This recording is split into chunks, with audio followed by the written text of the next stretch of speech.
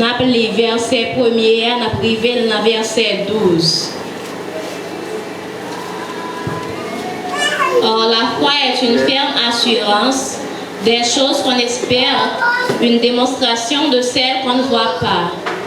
Pour l'avoir possédée, les anciens ont obtenu un témoignage favorable. C'est par la foi que nous reconnaissons que le monde a été formé par la parole de Dieu, en sorte que ce qu'on voit n'a pas été fait de choses visibles. C'est par la foi qu'Abel offrit à Dieu un sacrifice plus excellent que celui de Caïn.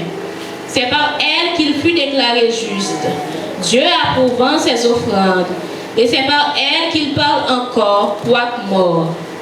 C'est par la foi qu'Enoch fut enlevé pour qu'il ne vit point la mort, et qu'il ne parut plus parce que Dieu l'a enlevé.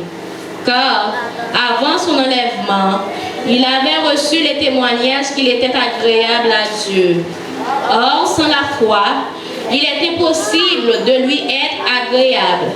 Car il faut que celui qui s'approche de Dieu croit que Dieu existe et qu'il est le rémunérateur de ceux qui le cherchent.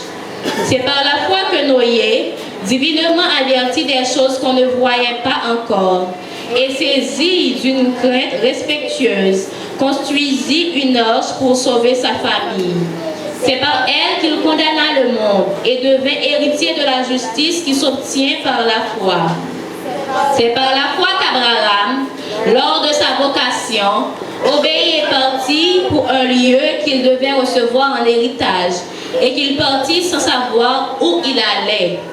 C'est par la foi qu'il vint s'établir dans la terre promise, comme dans une terre étrangère, habitant sous des tentes, ainsi qu'Isaac et Jacob, les cohéritiers de la même promesse. Car il attendait la cité qui a de solides fondements, celle dont Dieu est l'architecte et le constructeur.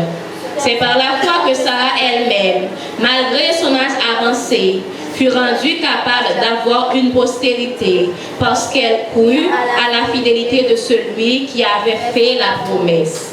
C'est pourquoi de seul homme, déjà usé de corps, naquit une postérité nombreuse comme les étoiles du ciel, comme le sable qui est sur le bord de la mer et qu'on ne peut compter. Parole du Seigneur. Amen.